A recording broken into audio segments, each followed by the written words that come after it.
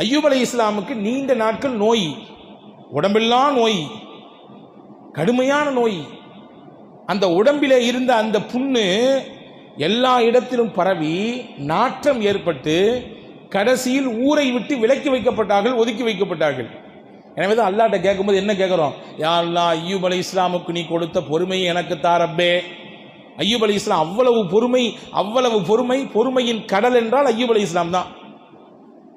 அம்புடு நோயையும் வாங்கிட்டு, யா அல்லாஹ் நான் உன்னுடைய அடிமை, அம்பிடுத்தான், நீ குணப்படுத்துன்னு கேட்கல, நான் சிரமத்தில் இருக்கிறேன், நீ அர்ஹமுர் ராஹிமீன், நீ ரஹமத்து செய்வர்களுக்கெல்லாம் மிகப்பெரிய ராஹிம் நீ. எனவே என் நிலை உனக்கு தெரியும், அவ்வளவுதான். நான் சொல்லித்தான் உனக்கு தெரிய வேண்டும் என்ற எந்த தேவையும் இல்லை. எனவே நான் அடிமை, நான் என்னை உன்னிடத்தில் சமர்ப்பிக்கிறேன், இவ்வளவு நோயோடு இருக்கிறேன், நீ ராஹிம், நீ ரஹமத் செய்பவன். அப்படி முடிச்சுக்கிட்டாங்க துவாவை. குர்ஆன் சொல்லுகிறது அப்படி முடிச்சுக்கிட்டாங்க. அல்லாஹ் ஒரு குறிப்பிட்ட இடத்தை சொன்னான், அந்த இடத்தில் கையால் கொஞ்சம் தோண்டுங்கள் அப்படின்னா அய்யூப் அலைஹிஸ்ஸலாம் கையால் லைட் அப்படி தோண்டாங்க, கொபு கொபு கொபு கொபுன்னு தண்ணி வந்துச்சு. அந்த தண்ணியை அல்லாஹ் சொன்னா, உர்குது பிரிஜிலிக ஹாதா முக்தஸலும் பாரிது வஷராப், இந்த தண்ணி எடுங்க, குடிங்க, தலையில ஊற்றி குடிங்க, உடம்புலெல்லாம் தேய்ச்சி விடுங்க, அல்லாஹ் உங்களுக்கு நிவாரணம் தருவேனா அப்படின்னு சொன்னான்.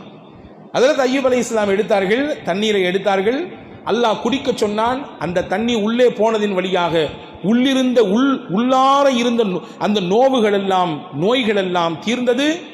எடுத்து குடித்தார்கள். உடம்பில் இருந்த ஒட்டுமொத்த நோயும் அப்படியே காணாமல் போனது. இருந்த தடம் கூட தெரியவில்லை. எங்கேயாவது கீழே விழுந்துட்டோம்னா என்ன இருக்கும்? வருஷங்கள் போனாலும் தடம் இருக்கும். அந்த தழும்பு அப்படி இருக்கும். வச்சுக்குங்க, ஒரு சர்ஜரி பண்ணியிருக்கோம், ஓப்பன் ஹார்ட் சர்ஜரி பண்ணலை, அல்லாஹ் பாதுகாக்கணும், எல்லாத்தையும் பாதுகாக்கணும். அந்த சர்ஜரியிலே இருந்த அந்த தடம் காலத்துக்கும் இருக்கிறது. ஆனால் அய்யூப் அலைஹிஸ்ஸலாம் நீண்ட நாட்களாக வருடக்கணக்கில் படுக்கையில் புண்ணோடும் உடல் வேதனையோடும் புழுகோடும் வாழ்ந்தவர்கள். அந்த தண்ணீர் பட்டது, உடம்பில் அடையாளமே இல்லாமல் ஆகிவிட்டது. அப்படி புது உடம்பு, புத்தம் புதிய உடல் எப்படி இருக்கும்? அப்படி இருந்த ஹஸரத் அய்யூப் அலைஹிஸ்ஸலாமுக்கு அல்லாஹ் சொல்லுகிறான், Kareem's biryani paradise at liberty and catering services, கோடம்பாக்கத்தின் அறுசுவை அடையாளம். நீங்க யோசிச்சு பார்த்துருக்கீங்களா? ரசூல் ஸல்லல்லாஹு அலைஹி வஸல்லம் ரெண்டு விஷயம் சொல்லியிருக்காங்க தொழுகையில். ஒன்று, என்னுடைய கண் குளிர்ச்சி, அதாவது மன அமைதி. எப்போ கண் குளிர்ச்சி ஏற்படும்? சந்தோஷமா இருந்தோம்னா ஆனந்த கண்ணீர் வரும். பார்த்துருக்கீங்களா? ஒரு மகளை கல்யாணம் முடிச்சு கொடுக்குறோம். கல்யாணம் முடிஞ்சு அவங்களுடைய மாப்பிள்ளை வீட்டுக்கு போகுது. தகப்பனாருக்கும் தாயாருக்கும் கண்ணில் இருந்து கண்ணீராக வடியும். அது கவலையில் வரக்கூடிய கண்ணீர் இல்லை, ஆனந்த பெருக்கில் வரக்கூடிய கண்ணீர். ஹஜ்ஜிக்கு போகிறோம், வழி அனுப்ப போகிறோம், நம்மளை அறியாமலேயே கண் கலங்குது. ஏன் போகிறானேன்ற வெறுப்புலையா? ஆனந்த கண்ணீர். இந்த மாதிரி நாம எப்போ யாராம் கட்டி ஹஜ்ஜிக்கு போகிறோம்? புள்ள பட்டம் வாங்கிட்டு ஊர்லாம் போட்டுது, உலகமெல்லாம் அவர் சுற்றி இருந்த உறவுகள் எல்லாம் அவரை அவருடைய திறமையை, அவருடைய ஆட்களை அப்படியே தூக்கி பேசுகிறாங்க. நம்ம கண் ஓரங்களில் அப்படியே கண்ணீர் கசிகிறது. ஏன்? மன மகிழ்ச்சி அது கண்ணீரால் வெளிப்படுகிறது, கண் குளிர்ச்சியாக வெளிப்படும். ரசூலுல்லாஹ் என்னுடைய கண் குளிர்ச்சி என்று எதை சொன்னார்கள்? தொழுகையைத்தான் சொன்னார்கள். என் கண் குளிர்ச்சி என்றால் என் மனதிற்கான அமைதியின் இடம் என் ரப்புக்கு முன்னால் நிற்கிற அந்த இடம்தான். அதுதான் எனக்கு மகிழ்ச்சி, மன மகிழ்ச்சி.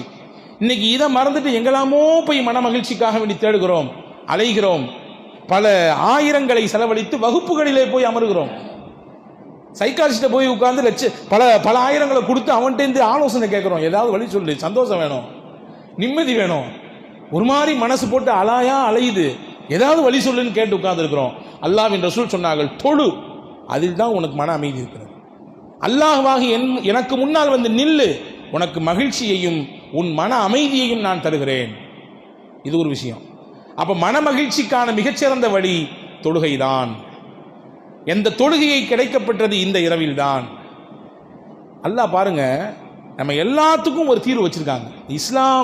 இஸ்லாத்தில் நாம் பிறந்ததும் முகமது நபியின் உம்மத்தாக மாறியதும் நாம் செய்த தவம், நம் பெற்றோர் செய்த தவம், அல்லாஹ்வின் பேரருள். எல்லாத்துக்கும் தீர்வு இந்த இஸ்லாத்தில் இருக்கு. எதுக்காக தீர்வு இல்லைன்னு சொல்ல முடியுமா?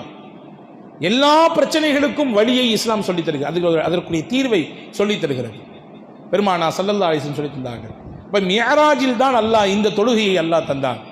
அதே போன்று பெருமானா ஸல்லல்லாஹு அலைஹி வஸல்லம் சொன்னார்கள், நான் என் ரப்பை ஒரு தடவை இஸ்ரா மியராஜின் வழியாக பார்த்தேன், என்னுடைய உம்மத் ஒவ்வொரு நாளும் பார்க்க முடியும். அஸ்ஸலாத்து மிஅராஜுல் மூமின், தொழுகைதான் மூமின்களுக்கு மியராஜ், தொழுகைதான் மூமின்களுக்கு மியராஜ் என்பதை அழுத்தம் திருத்தமாக நமக்கு சொல்லித் தந்தார்கள்.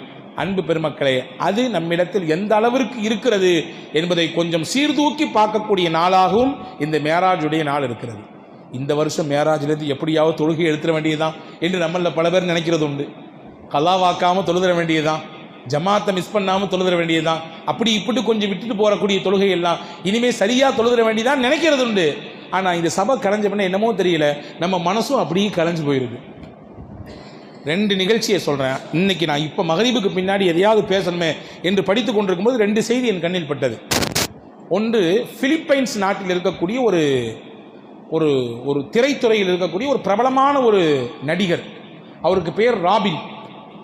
பிலிப்பைன்ஸ் நாட்டிலே ரொம்ப பிரபலமான நடிகர், நல்ல பெரிய நடிகர். அவர் பல லட்சம் ரசிகர்களை கொண்டவர். அவர் ஒரு கட்டத்தில் அவர் மேலே ஏதோ ஒரு வழக்கு, அந்த வழக்கை சந்தித்து கடைசியில் அவர் ஜெயிலுக்கு போகிறாரு. ஜெயிலுக்கு போயிட்டு ஒரு மாதம் தான் உள்ளே இருக்கிறார். ஜெயிலேருந்து வெளியே வந்த உடனே ராபின் என்ற தன்னுடைய பெயரை அப்துல் அஜீஸாக மாற்றிக்கொண்டார்.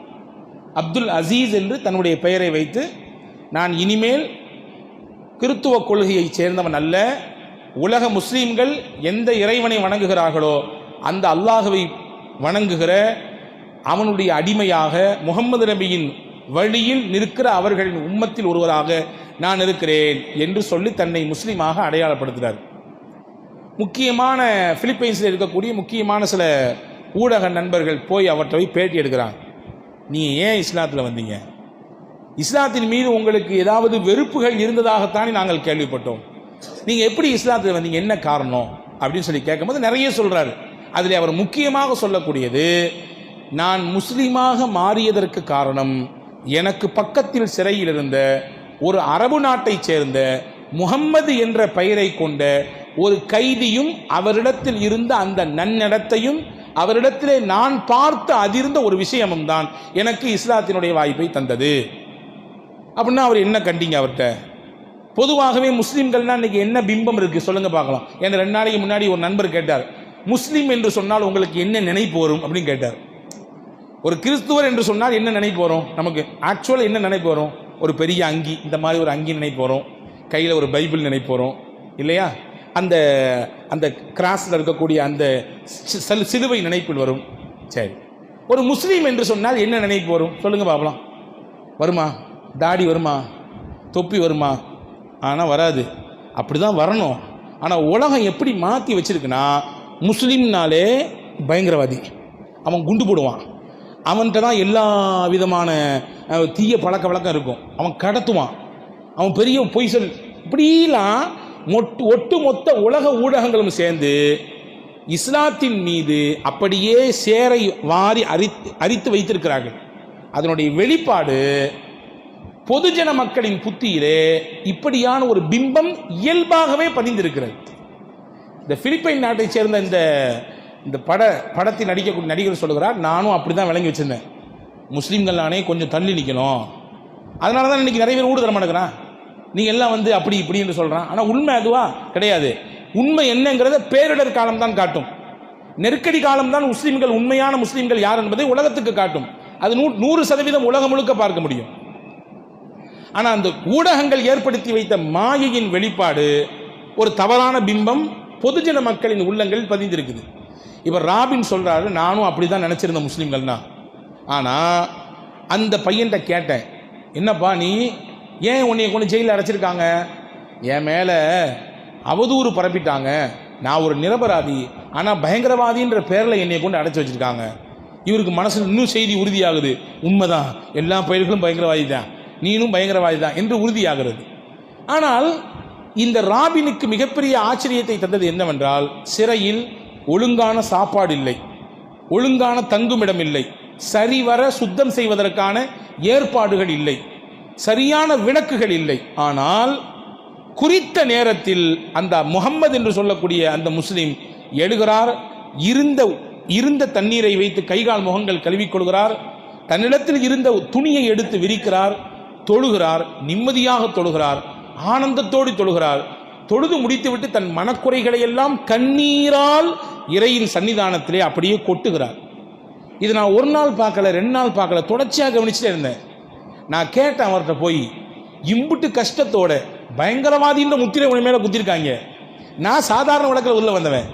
பயங்கரவாதின்ற முத்திரை குட்டப்பட்ட நீ இவ்வளவு அமைதியாக, இவ்வளவு நிம்மதியாக, இவ்வளவு பேரானந்தத்தோடு நீ இப்படி பண்றிய, இது என்னையா அப்படின்னு கேட்கும் பொழுது, அந்த கைதியாக பிடித்து வைக்கப்பட்ட முகம்மது என்ற அந்த முஸ்லிம் சொன்னார், எங்களின் வாழ்க்கையில் எங்களுக்கு கிடைத்த பாக்கியம் எங்கள் இறைவனை வணங்குவதற்கு ஒவ்வொரு நாளும் 5 நேரம் கிடைப்பது. இதன் மூலமாக எங்கள் கோரிக்கையை எங்கள் இறைவனின் காதிலே கொண்டு வைக்க முடியும். எங்கள் கஷ்டங்களை எல்லாம் தீர்ப்பதற்கான மிகச்சிறந்த வழியாக எங்களுக்கு முகம்மது நபி இதைதான் காட்டி தந்திருக்கிறார்கள். எனவேதான் நான் யாரிடத்திலும் பிறரிடத்தில் என்னுடைய கஷ்டங்களை குறைகளை சொல்லி புலம்பாமல், என்னையும் இந்த உலகத்தையும் சர்வ வல்லமையோடு ஆட்சி செய்து கொண்டிருக்கிற ஏக இறைவனிடத்தில் நான் என்னுடைய வணக்கத்தை நிறைவு செய்துவிட்டு கண்ணீரோடு அவனிடத்தில் சொல்லுகிறேன் என்று அவர் சொன்னாராம்.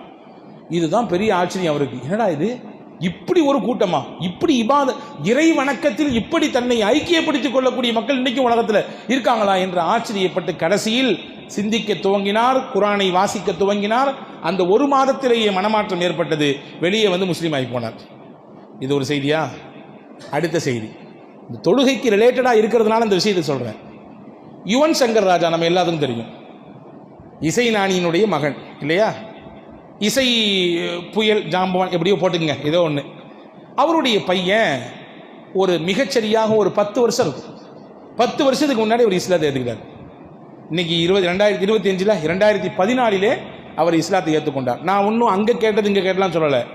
டைம்ஸ் ஆஃப் இந்தியா இந்த விஷயத்தை அவர்கிட்ட நேரடியாக பேட்டி எடுத்து அதை பிரசுரித்திருக்கிறாங்க. இந்தியாவினுடைய முக்கியமான ஊடகத்தில் ஒன்றாக இருக்கக்கூடிய Times of India Yuvan Shankar ராஜாவிடத்திலே பேட்டி எடுக்கிறது. நீங்கள் இஸ்லாத்தை ஏற்றுக்கொண்டு என்ன காரணம்? உங்களுடைய வழி, உங்களுடைய தகப்பனார், உங்களுடைய குடும்பம் எல்லாமே ஒரு குறிப்பிட்ட மதத்தை நீங்கள் பின்பற்றி வந்தீர்கள். திடீரென்று உங்களுக்கு இஸ்லாத்தின் மீது ஈர்ப்பு ஏற்பட என்ன காரணம்? அவர் நிறைய சொல்றார். நான் நம்ம பாயிண்ட் மட்டும் சொல்றேன். அவர் சொன்னார், எனக்கு எல்லாமும் என் குடும்பத்தில் என்னுடைய தாய், என் அம்மா மேலே எனக்கு அவ்வளோ பெரிய விருப்பம், அவ்வளோ பெரிய பாசம். திடீர்னு எங்கள் அம்மா 2012 இறந்துடுறாங்க. எனக்கு எல்லாமும் அடைக்கலம், எல்லாமும் அன்பு, ரொம்ப பெரிய சப்போர்ட் எங்கள் அம்மா தான் சின்ன வயசுலேருந்தே. திடீர்னு எங்கள் அம்மாவுடைய இழப்பை என்னால் தாங்கிக் கொள்ளவே முடியலை. 4 நாளைக்கு முன்னாடி கூட என் கூட அவ்வளவு அந்யோன்யமாக பேசி கொண்டு என்னுடைய எதிர்காலத்தை நினைச்சு ரொம்ப சந்தோஷப்பட்ட அம்மா திடீர்னு இறந்து போன அந்த இறப்பை என்னால் தாங்கிக்கவே முடியல. அதிலிருந்து என்னால் வெளியே வரவே முடியல. ஒரு வருஷம் கழிஞ்சது. எங்கள் வீட்டுக்கு சொந்தங்கள் நண்பர்கள்லாம் வந்திருந்தாங்க. அப்படி பேச்சு வாக்கில் எங்கள் அம்மாவை பற்றி பேசினாங்க. மறுபடியும் எனக்கு நினைவு ஃபுல்லாக அம்மா மேலே வந்துடுச்சு. மறுபடியும் அழுக, மறுபடியும் என்னுடைய வாழ்க்கை, என்னுடைய செயல் என்னவோ, என்னுடைய வேலை என்னவோ அதில் ஈடுபாடே காட்ட முடியல. இந்த காலகட்டத்தில் தான் அவர் சொல்லக்கூடிய செய்தி அப்படியே சொல்கிறேன். இந்த காலகட்டத்தில் தான் எனக்கு நெருக்கமான ஒரு முஸ்லீம் நண்பர் இருந்தார். அவர் என்னை சந்திக்க வந்தார். யுவன் சங்கர் ராஜா சொன்ன விஷயம் டைம்ஸ் ஆஃப் இந்தியா அப்படி எடுத்து இதை ஆர்டிக்கலாக போட்டிருக்காங்க. நீங்கள் கூட சர்ச் பண்ணி பார்த்துங்க. அவர் சொல்லுகிறார், எனக்கு ஒரு முஸ்லீம் நண்பர் இருந்தார். அவர் மக்காவுக்கு போய்விட்டு வந்திருந்தார். மக்காவுக்கு போய்விட்டு வந்தால் அன்பளிப்புகள் கொடுப்பாங்களா மாட்டாங்களா? போயிட்டு வந்தவங்க தங்களால் முடிஞ்சதை கொடுப்பாங்க. சில பேர் தண்ணி கொடுப்பாங்க, சில பேர் பேரத்தனம் கொடுப்பாங்க, சில பேர் தொப்பி கொடுப்பாங்க. நண்பர்கள் முஸ்லீம்கள் பகிர்ந்து கொள்வோம். நெருக்கமான சகோதர சமய நண்பர்களாக இருந்தாலும் கூட சில அன்பளிப்புகள் வாங்கி கொண்டு பகிரத்தான் செய்கிறோம். அன்பளிப்பு கொடுக்க வேண்டும். அன்பளிப்பு தான் அன்பை பெருக்கும். நான் வச்சுக்கணும்னு நினைக்க, அன்பளிப்பு கொடுக்கணும். அன்பளிப்பு தான் மனதை இன்னும் இணைக்கும், அன்பை கூட்டும். ஹாது தஹாபு, நீங்க கொடுங்க அன்பளிப்பு, அல்லாஹ் உங்களுக்கு இடையில அன்பை பெருக்குவான்றான் அல்லாஹ் என்ற ரசூல் சொன்னாங்க. பாருங்க, அவர் என்னை பார்த்தார், என்னுடைய உடைந்து போன நிலையை பார்த்தார். ஏன் இவன் இப்படி அழுதுகிட்டே இருக்கிற? இல்லை, அம்மாவுடைய இழப்பினால் தாங்கிக்க முடியல, எனக்கு ஆதரவுன்னு உலகத்தில் யாருமே இல்லை, என் குறைய என்னுடைய மன கஷ்டத்தை கொண்டு போய் கொற்ற இடம் எங்கள் அம்மா, இப்போ அவங்க இல்லை, அந்த இடத்துல யாரை கொண்டு வச்சு பார்க்கறதுக்கும் எனக்கு மனசே இல்லை. சரி, நான் உனக்கு ஒரு வழி சொல்கிறேன் என்று என் நண்பர் சொன்னார். ஒரு தொழுகை விரிப்பு அப்படி மடக்கி கொண்டு என் கையில் கொடுத்தாரு. அவர் சொன்னார், இந்த தொழுகை விரிப்பை விரித்து தான் மக்கா என்ற அந்த புனித நகரங்களில் எல்லா இடத்திலும் நான் தொழுதிருக்கிறேன். என் இறைவனை வணங்கியிருக்கிறேன். எங்கெல்லாம் தொழுகிறதுக்கு, ஏன்னா நம்ம நினைச்சோன்னா பள்ளிக்குள்ள வந்து தொழுதுறோம். ஆனால் மக்கா மதீனா அப்படி கிடையாது. பாங் சொல்லாச்சுன்னா அங்கிட்டு எங்கே கிடைக்குதோ தொழுதுருவாங்க. அதுவும் இந்த காலகட்டத்தில் கடுமையான கூட்டம், உச்சகட்டமான மக்களுடைய வருகை. அல்லாஹு அக்பர், அவ்வளவு கூட்டம் மக்காவும் மதீனாவிலும், பார்க்க முடியாத அளவிற்கு கூட்டம். அல்லாஹு அக்பர். அன்பர்களே, அப்போ கிடைக்கிற இடத்துல தொழுதுருவாங்க, விரிப்பை விரித்து தொழுதுருவாங்க. அவர் சொன்னாராம், ஒரு முசல்லாவை, ஒரு தொழுகை விரிப்பை கையில் கொடுத்து, இது மக்கா என்ற புனித நகரில் நான் எங்கெல்லாம் எனக்கு இடம் கிடைத்ததோ அங்கெல்லாம் விரித்து விரித்து தொழுத இடம். உனக்கு கஷ்டமாக இருந்துச்சுன்னா, ரொம்ப மனசு வருத்தமாக இருந்துச்சுன்னா, இந்த விரிப்பை விரித்து உட்கார்ந்து கொஞ்ச நேரம் உன்னுடைய மனக்குறையெல்லாம் இறைவனிடத்தில் சொல்லு. உன் மனமெல்லாம் சாந்தி அடைஞ்சிடும், உனக்கு சங்கடமெல்லாம் தீர்ந்து போயிடும், நீ சீக்கிரமா உன்னுடைய இந்த கஷ்டத்திலிருந்து வெளியே வந்துடுவ அப்படின்னு சொல்லி என் நண்பர் சொன்னார். நான் வாங்கி என் அறையில் ஒரு ஓரத்தில் வைத்து விட்டேன். கவனமே எனக்கு வரவில்லை. அடுத்து என் வேலை இப்படியே போனது. மறுபடியும் என் அம்மாவின் நினைப்பு வந்தது. என் அறைக்கு போனேன், எதையோ ஒன்றை தேடுவதற்கு போனேன். என் கண்ணில் பட்டது அந்த தொழுகை விரிப்பு தான். கொடுத்து பல மாதங்களுக்கு பின்னால் அந்த தொழுகை விரிப்பு என் கண்ணில் பட்டது. அப்படின்னா என்ன அர்த்தம் தெரியுமா? அல்லாஹ் இப்பதான் அவருக்கு ஹிதாயத்தை நாடி இருக்கான்னு அர்த்தம். அந்த தொழுகை விரிப்பை எடுத்தேன், விரித்தேன். அவர் சொன்னது ஞாபகம் வந்தது. உட்கார்ந்து உன் இறையிடத்திலே சொல்லு, எல்லா மனபாரமும் குறையும் என்று சொன்னார். நான் விரித்தேன். எனக்கு தொழ தெரியாது, எப்படி இறைவனை வணங்க வேண்டும் என்ற முறைகள் தெரியாது, என்ன படிக்க வேண்டும் தெரியாது. எனக்கு தெரிந்தது உட்காரு என்று சொன்னார். நான் விரித்து அப்படியே உட்கார்ந்தேன். உட்கார்ந்தவுடன் எனக்கு யாரோ ஒரு ஆறுதல் சொல்வதை போன்றிருந்தது. அவர் சொல்றாரு, அந்த தொழுகை விரிப்பில் உட்கார்ந்ததற்கு பிறகு அவ்வளவு பெரிய மன அமைதியை நான் கண்டேன். எனக்கு எங்க அம்மா காதல வந்து சொல்ற மாதிரி இருந்துச்சு. அவர் கற்பனையோடு சொல்றாரு, இவன் என்னை நம்பி நீ எல்லாத்தையும் சொல்லிக்கிட்டு இருந்த, உனக்கு ஆதரவா அடைக்கலமா நான் இருக்கேன்னு நினைச்சிட்டு இருந்தேன். நான் திடீர்னு உன்னை விட்டுட்டு போயிட்டேன். கவலைப்படாத, நான் போனது இறைவன் என்கின்ற ஏக இறைவனை உனக்கு காண்பித்து தரவும், அவன் உன்னோடு இருக்கிறான், நீ கவலைப்படாத என்பதை சொல்லித்தரவும் தான் நான் போயிருக்கிறேன் என்று எங்க அம்மா என் காதல வந்து சொல்ற மாதிரியே இருந்துச்சு. அதற்கு பிறகு நான் ஏக இறைவன் அல்லாஹ்வை விளங்க எத்தனித்தேன், படிக்க துவங்கினேன். இஸ்லாத்தை 2014 நான் ஏற்றுக்கொண்டேன் என்று யுவன் சங்கர் ராஜா பேசக்கூடிய செய்தியை டைம்ஸ் ஆஃப் இந்தியா பதிவு செய்திருக்கிறது. இங்கே சொல்லுகிற நோக்கம் என்னவென்றால், இந்த 2 பெரும் பிரபலங்களுக்கும் இடையில் இஸ்லாம் என்கின்ற மகத்தான இந்த மார்க்கத்தை அவர்களின் உள்ளத்திலே கொண்டு போய் சேர்த்தது தொழுகை என்கின்ற ஒரு சிறப்பான ஒரு அமல் தான். தொழுகை என்கின்ற ஒரு மிகுந்த மரியாதைக்குரிய கண்ணியமான ஒரு செயல்தான் அவர்களின் உள்ளத்திலே கலக்கத்தை நீக்கி, சந்தேகத்தை களைந்து, உண்மை எது அசத்தியம் எது என்கின்ற தெளிவை கொடுத்து, சத்திய இறைவனாகி அல்லாஹ்வின் பக்கம் அவர்களின் கவனத்தை திருப்பியது. இது வெறும் 2 தான். இந்த மாதிரி 2000 கதைகள் உலகத்தில் இருக்கிறது.